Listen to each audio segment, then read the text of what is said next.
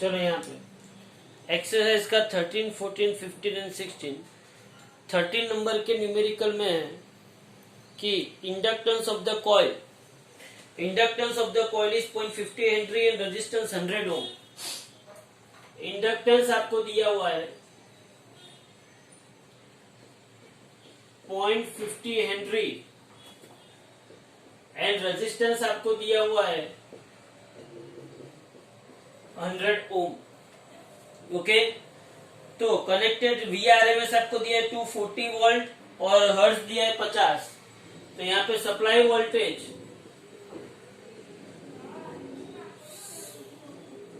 VRMS आपको दिया है 240 वोल्ट और फ्रीक्वेंसी आपको दी है 50 हर्ट्ज। बोलो इतना पता चला। अब उसने ऐसा पूछा है what is the maximum current in the coil. समझना ध्यान से। पहला उसने पूछा है मैक्सिमम करंट क्या है। तो मैक्सिमम करंट ढूंढने के लिए मुझे क्या करना पड़ेगा। मैक्सिमम करंट ढूंढने के लिए पहले तो मुझे RMS वैल्यू ऑफ करंट ढूंढना पड़ेगा। लेकिन RMS करंट ढूंढने के लिए यहाँ पे कौन सी सर्किट है, LR सर्किट है। कौन सी सर्किट है, LR। हमको कैसे पता चला कि भाई यहाँ पे LR सर्किट है, क्योंकि यहाँ पे सिर्फ इंडक्टर और सिर्फ रेजिस्टर, यहाँ पे कैपेसिटर नहीं है, तो ये LR सर्किट हुई। बराबर है। तो LR सर्किट के अंदर यहाँ पे इम्पीडेंस, क्या इम्पीडेंस पहले तो ढूंढना पड़ेगा। लेकिन इम्पीडेंस ढूंढने से पहले क्या मैं यहाँ पे फ्रीक्वेंसी मुझे 50 हर्ट्ज दी है, तो क्या मैं एंगुलर फ्रीक्वेंसी ढूंढ सकता हूँ। बोलो angular frequency omega is equal to 2 pi F, तो 314 रेडियन पर सेकेंड हो जाएगी। तो बोलो LR सर्किट का इम्पीडेंस क्या होगा। इम्पीडेंस का इक्वेशन है Z is equal to R square plus XC minus XL का square. Z is equal to under root R square plus XC minus XL का स्क्वायर। बट अगर यहाँ पे मैं देखने जाऊं तो हियर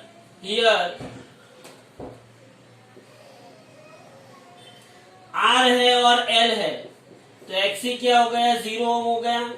XC 0 ओम हो गया तो Z इज इक्वल टू यहाँ पे R स्क्वायर प्लस ये क्या होगा, XL स्क्वायर होगा। तो यहाँ पे Z is equal to R square, XL का स्क्वायर मतलब क्या हुआ, ओमेगा स्क्वायर L स्क्वायर। यहाँ पे आपको लिखना पड़ेगा XL इज इक्वल टू क्या होगा, ओमेगा इंटू L। ये आपको लिखना पड़ेगा। तो Z इज इक्वल टू मेरे पास यहाँ पे आया R कितना है, 100 का स्क्वायर प्लस ओमेगा मतलब 314, ये ओमेगा स्क्वायर L स्क्वायर होगा ना, तो ओमेगा मतलब 314 और L मतलब 0.50। तो मैं यहाँ पे ऐसा भी लिख सकता हूँ कि 0.50 इंटू 314 का स्क्वायर। तो यहाँ पे मेरे पास आएगा Z इज इक्वल टू 100 का स्क्वायर प्लस ये 0.50 मतलब आधा, तो 314 का आधा कितना होगा, 314 का आधा कितना होगा, तो आई थिंक 157 का स्क्वायर। और इन सब का जब मैं टोटल निकालता हूं तो मुझे इंपीडेंस मिलता है Z इज इक्वल टू कितना मिलता है, इंपीडेंस मुझे Z is equal to 186 ohm. कितना मिलता है यहाँ पे, Z is equal to 186 ohm. तो ये मुझे क्या मिला, इंपीडेंस ऑफ द सर्किट मिला। Now IRMS is equal to, मुझे पता है कि VRMS डिवाइडेड बाय क्या होता है, Z। IRMS is equal to VRMS divided by Z। तो मुझे IRMS मिल जाएगा, VRMS कितना है मेरे पास 240 वोल्ट और Z मुझे कितना मिला 186, तो मुझे IRMS मिल जाएगा। IRMS is equal to something upon this, तो ये IRMS मिल गया मुझे 240 डिवाइडेड बाय 186। ओके, तो ये मुझे क्या मिल गया, IRMS मिल गया।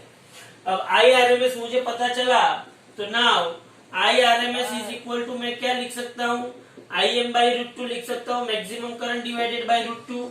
तो मुझे मैक्सिमम करंट मिलेगा, क्या मिलेगा मुझे, मैक्सिमम करंट मैक्सिमम करंट मुझे मिलेगा √2 इंटू IRMS। तो ये मेरे पहले क्वेश्चन का आंसर आया कि भाई मुझे यहाँ पे मैक्सिमम करंट ढूंढने का है, तो मैक्सिमम करंट में कैसे ढूंढूंगा? तो maximum current IM is equal to √2 into IRMS। लेकिन वो IRMS पहले मुझे कहाँ से मिलेगा? VRMS by Z। लेकिन Z मुझे कहाँ से मिलेगा? R² plus omega square L²। बोलो यहाँ तक पता चला? हाँ સર તમે જે આ નવી એ કરી છે ને એની લિંક મોકલો ગ્રુપમાં, બહુ બધાને ખબર જ નહીં કે તમે આ લિંક પર આજે આયા છો। चलो, तो ये मुझे क्या मिला? IM। उसके बाद उसने दूसरा क्वेश्चन पूछा है, what is the time lag between the voltage maximum and the current maximum. Voltage and current के बीच का टाइम लैग चाहिए उसे। क्या चाहिए? वोल्टेज एंड करंट के बीच का टाइम लैग चाहिए। पहले तो मैं ऐसा काम करता हूं, क्वेश्चन ये है time lag between, time lag है, फेज नहीं है, टाइम लैग बिटवीन वोल्टेज का मैक्सिमम एंड करंट का मैक्सिमम। वोल्टेज के मैक्सिमम और करंट के मैक्सिमम के बीच में उसको टाइम लैग चाहिए। रियलिटी में देखने जाओ तो जो आरएल सर्किट होती है उसका फेज क्या होता है? ω t-5। सीधी सी बात है, सीधी सी बात है कि जो करंट होता है वो करंट वोल्टेज से क्या होता है? करंट वोल्टेज से क्या होता है? फाई जितना पीछे होता है, बराबर है। तो यहाँ पे पहले मैं एक काम करता हूं, यहाँ पे पहले फेज डिफरेंस ढूंढ लेता हूं। बोलो फेज डिफरेंस का इक्वेशन क्या आएगा? तो फेज डिफरेंस तो मेरे पास है tan phi is equal to XC minus XL by R। बोलो है कि नहीं है फेज डिफरेंस मेरे पास? बोलो फेज डिफरेंस मेरे पास है tan phi is equal to XC minus XL by R। लेकिन यहाँ पे सिर्फ और सिर्फ, यहाँ पे सिर्फ और सिर्फ ओनली, यहाँ पे आता है ऐसा कह सकते हैं only R and L present, only R and L present. तो फेज डिफरेंस का इक्वेशन में लिख सकता हूं tan phi is equal to XL by R। यहाँ पे लिखना है XC इज इक्वल टू 0। अगर ये XC 0 है तो tan phi is equal to XL कितना है? Omega L divided by R। तो tan phi is equal to मुझे यहाँ पे मिलेगा ओमेगा कितना है? 314 और L कितना है? 0.50 डिवाइडेड बाई R कितना है? 100। इसको सॉल्व करोगे तो ये आएगा 157 डिवाइडेड बाई 100 और इसको सॉल्व करोगे तो ये आएगा tan phi is equal to 1.57। tan phi is equal to 1.57। अगर मैं यहाँ पे phi को ले लू तो phi इज इक्वल क्या होगा? tan इनवर्स 1.57 आएगा। तो यहाँ पे मुझे क्या मिला? फेज डिफरेंस मिला। क्या मिला मुझे यहाँ पे? Phase difference. समझना ध्यान से, वोल्टेज एंड करंट के बीच का फेज डिफरेंस मुझे इतना मिला, लेकिन मुझे फेज डिफरेंस नहीं चाहिए। मुझे अल्टीमेटली ढूंढना है time lag between the maximum value of voltage and maximum value of current. Time lag चाहिए मुझे, बराबर। तो ये फाई है, ये फाई मतलब एंगुलर फेज हुआ। हाँ, तो मैं यहाँ पे ऐसा लिख सकता हूं, ये फाई जो आता है ना, ये फाई, समझना ध्यान सभी, यही पैटर्न से हम लोग आगे बढ़ते जाएंगे। ये एक सम किया, बाकी के सब 3 सम इसके ऊपर ही है। चलो ये फाई किस में आया? tan inverse 1.57। tan इनवर्स 1.57 जो है वो आता है 57.5 डिग्री। कितना आता है? कितना आता है यहाँ पे? 57.5 डिग्री। ये आपको देखना आना चाहिए पीछे। ये 57.5 डिग्री अगर आता है तो इसको पहले तो रेडियन में कन्वर्ट करो। इसको रेडियन में कन्वर्ट कैसे करोगे? तो 57.5 degree into pi by ET करोगे तो ये किस में कन्वर्ट होगा? रेडियन में कन्वर्ट होगा। किस में कन्वर्ट होगा? ये रेडियन में। अब आपको पता है कि angular frequency is equal to, या तो angular frequency is equal to, सभी ये पता चला आपको? क्या किया वो पता चला? क्या किया? एल आर सर्किट, एल पता है, आर पता है, वी रमेश पता है, फ्रीक्वेंसी पता है, फ्रीक्वेंसी पता है तो एंगुलर फ्रीक्वेंसी भी मुझे पता है, omega is equal to 2 pi F. फिर ये एलआर सर्किट है, उसके लिए इंपीडेंस के लिए equation R square plus under root R square plus XC minus XL का स्क्वायर। यहाँ पे कैपेसिटेंस नहीं है तो एक्सी 0 और ये एक्सएल का स्क्वायर। एक्सएल मेरे पास क्या है, ओमेगा एल, ओमेगा की वैल्यू रखी, एल की वैल्यू रखी, मुझे जेड मिला। I rms is equal to V rms by Z. V rms मेरे पास 240 है, डिवाइडेड बाई जेड मिला, तो मुझे क्या मिला, आई रमेश मिला। I rms is equal to I M by root 2, तो I M is equal to root 2 into I rms, तो मुझे मैक्सिमम करंट मिला। अब उसने क्या पूछा है, time lag between the voltage and current.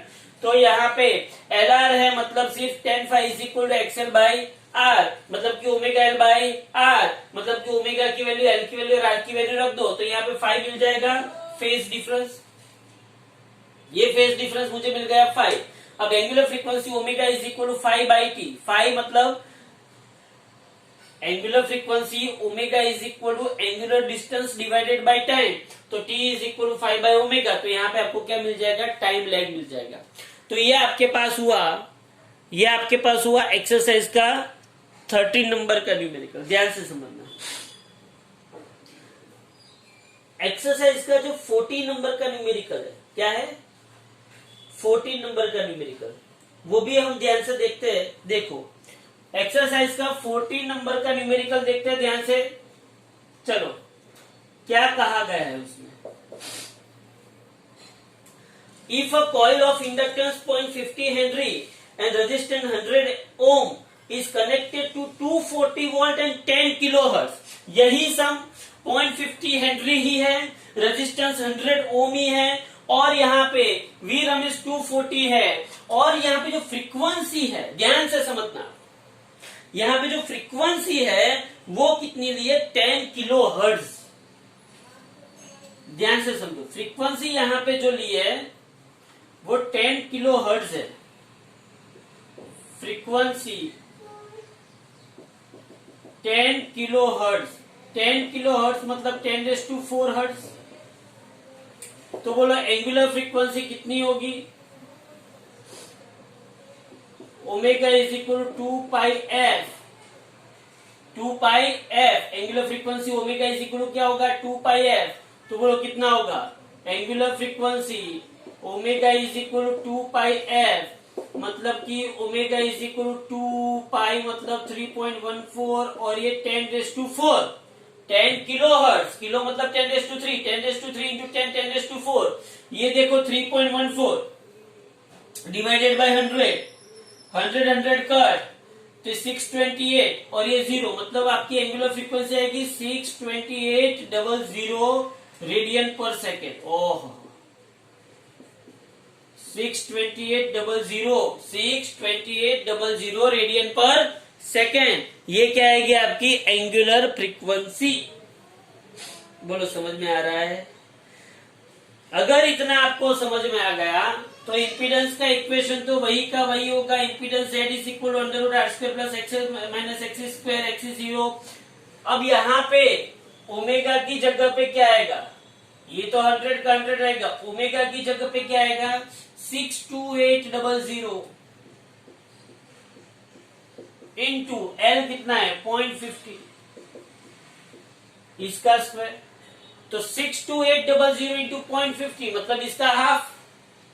इसका हाफ मतलब क्या होगा, इसका हाफ मतलब ये 6 का क्या हो जाएगा 3, मतलब कि इसका हाफ करोगे आप 62800 का हाफ, 2 3 6, 2 1 2, 2 4 8, मतलब ये 31400 का स्क्वायर हो जाएगा।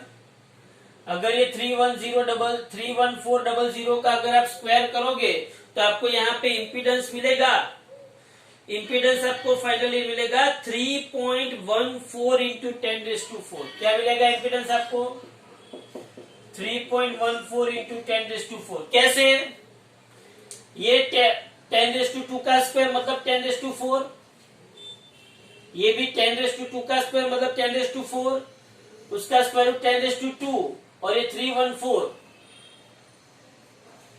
बोलो समझ में आ रहा है। अब यहाँ पे देखो, अगर ये इसका Z है, अगर ये इसका जेड है तो इसका यहाँ पे IRMS कितना आएगा 3.14 इंटू 10⁴। अगर IRMS कितना था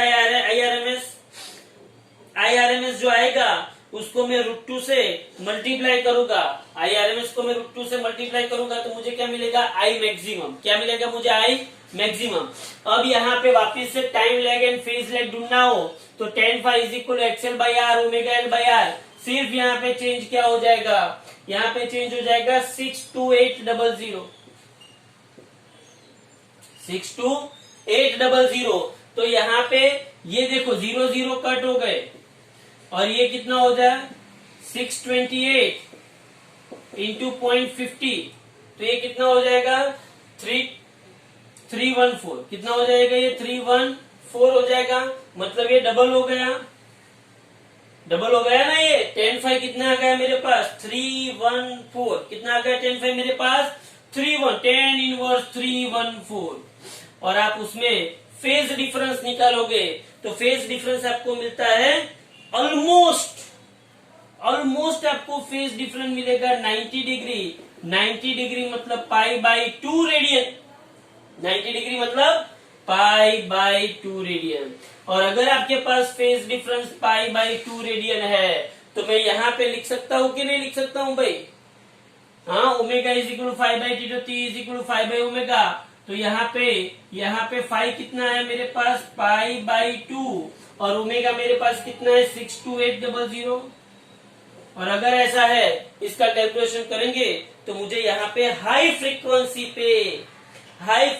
पे मुझे टाइम कितना मिलेगा 25 माइक्रोसेकंड। कितना मिलेगा मुझे 25 माइक्रोसेकंड। चेंज कुछ नहीं था, सिर्फ फ्रीक्वेंसी में चेंज था और कुछ नहीं। ओके, तो ये आ गया आपका एक्सरसाइज का 14 नंबर का न्यूमेरिकल। कौन सा है 14। चलो, एक्चुअली ऐसा होता है कि हाई फ्रीक्वेंसी पे, किस पे, हाई फ्रीक्वेंसी पे आपका जो करंट मिलेगा वो वेरी स्मॉल मिलेगा। क्या मिलेगा? Very small. और इंडक्टर किसके, मतलब प्योर सर्किट कंडक्टर की तरह बिहेव करेगा। कैसे बिहेव करेगा इंडक्टर? क्योंकि यहाँ पे अगर आप देखने जाओ तो रेजिस्टेंस कितना हाई है 10⁴ में रेजिस्टेंस है। ये इंपीडेंस 10⁴ में मतलब करंट एकदम छोटा। करंट छोटा मतलब ये कौन सी सर्किट हो गई? ओपन सर्किट हो गई। ओपन सर्किट हो गई मतलब कि आपका जो इंडक्टर है वो नॉर्मल कंडक्टर की तरह बिहेव करता है। ये आ गया एक्सरसाइज का 14। वैसे ही आएगा एक्सरसाइज का 15 नंबर के न्यूमेरिकल के अंदर देखो, 100 microfarad capacitor is connected with 40 ohm resistor. चलो यहाँ पे कौन आ गया? कैपेसिटर। यहाँ पे कौन आ गया? अभी कैपेसिटर। कितना कैपेसिटेंस है? कितना कैपेसिटेंस है इसका? 100 माइक्रोफेराड कैपेसिटर। और रेजिस्टेंस कितना है इसका? 40 ओम। चलो 100 माइक्रोफेराड मतलब कितना फेराड होता है? 10⁻⁻⁶। देखो यहाँ पे रेजिस्टेंस आपको यहाँ पे दिया गया है 40 ओम। कैपेसिटेंस जो है 100 माइक्रोफेराड, 100 इंटू 10⁻⁶ फेराड मतलब कि 10⁻⁴ फेराड, बराबर। और उसको सप्लाई कितना 1110 एंड 60 हर्ट्ज। सप्लाई कितना है उसका 1110 और कितनी फ्रीक्वेंसी है उसकी 60 हर्ट्ज। कितनी है ये? उसकी फ्रीक्वेंसी है 60 हर्ट्ज। ओके, तो अगर ये फ्रीक्वेंसी 60 है तो ओमेगा = क्या होता है मेरे पास 2πf। बोलो 2πf में f = 60 रखो। 2πf में f = तो ओमेगा = 2 इंटू पाई 3.14 इंटू 60 तो ओमेगा = 120 इंटू 3.14। तो बोलो ओमेगा कितना आएगा?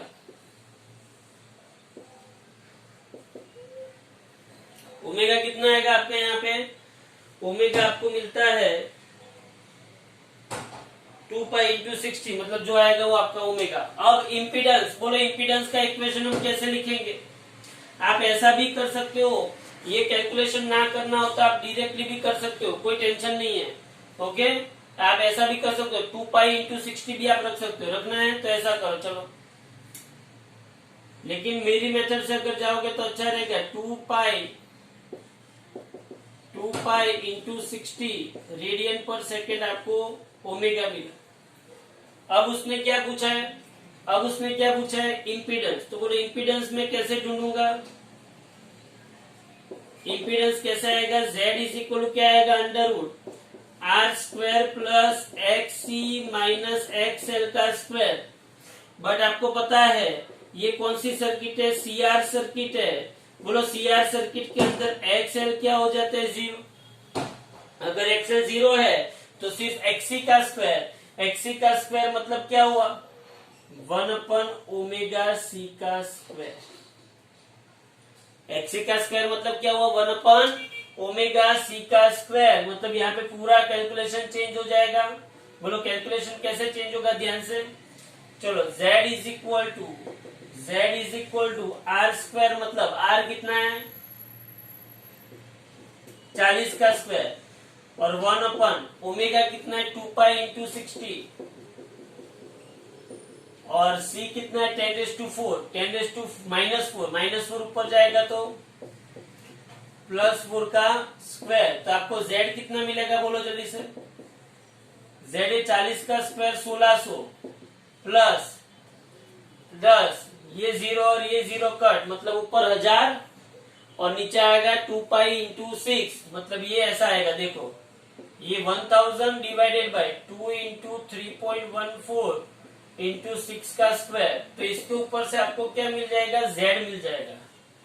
Z आपको एक बार मिल गया तो फिर उसके ऊपर से आप क्या ढूंढ सकते हो? I R M S is equal to V R M S divided by Z। तो आई आर एम एस मिल जाएगा, और I R M S is equal to I M by √2। तो आपको क्या मिल जाएगा? आई एम मिल जाएगा √2 into I R M S. एक ही बात है।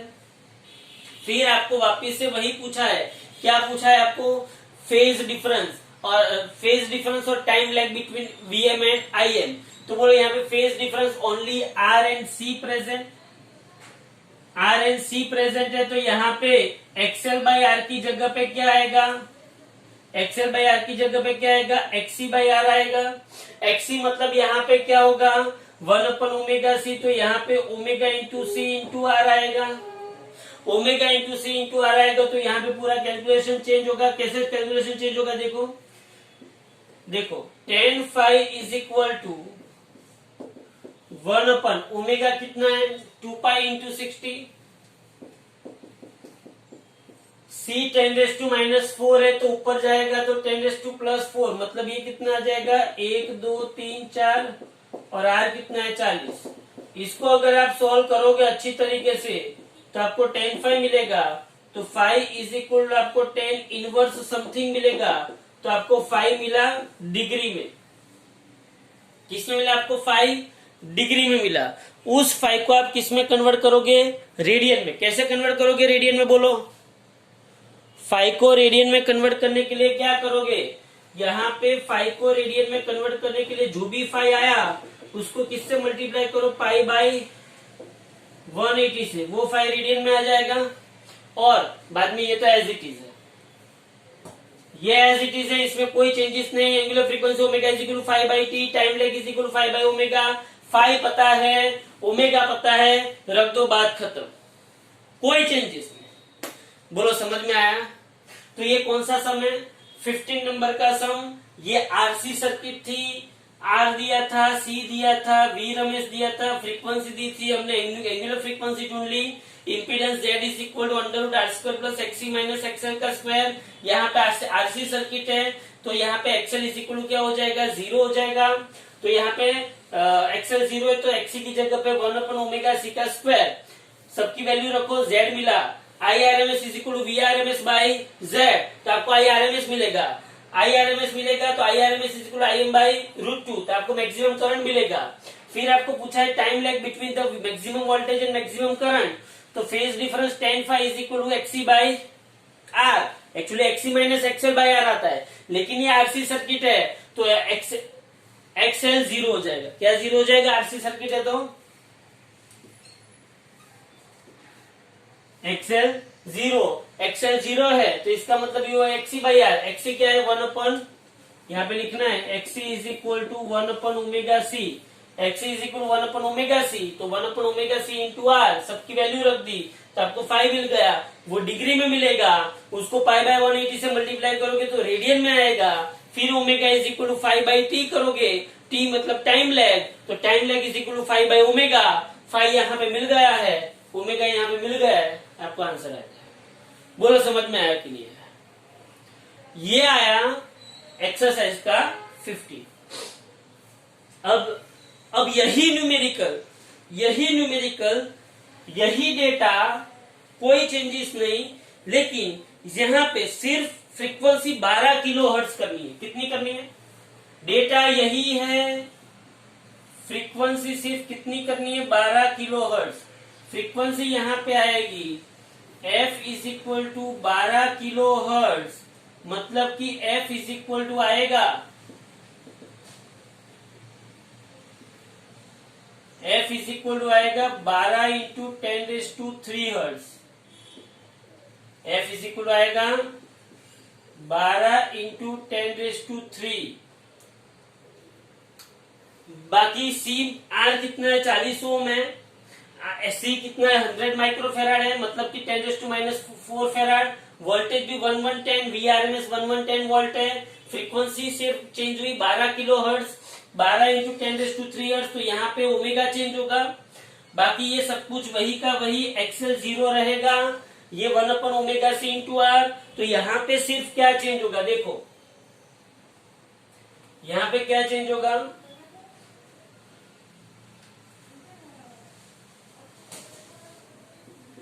आर मतलब 40 का स्क्वायर, 1 ओमेगा जो आएगा वो कितना आ सकता है? ओमेगा देखो तो, किसी को आइडिया हो तो, ओमेगा कितना आ सकता है? ओमेगा तो है 24 pi into 10⁻³ 24 pi into 10⁻³ radian पर सेकंड। तो यहाँ पे आएगा 24 पाई इंटू 10⁻³ और ये 10⁻⁻4 और उसका स्क्वायर। तो z इज इक्वल टू क्या होगा? ये 40 का स्क्वायर प्लस ये 10⁻⁻4 इंटू 10⁻³ 10⁻⁻1, तो ये 2.1/2.4 पाई का स्क्वायर। तो आपको यहाँ पे z मिलेगा। वापिस वही की वही कहानी, IRMS is equal to VRMS by z।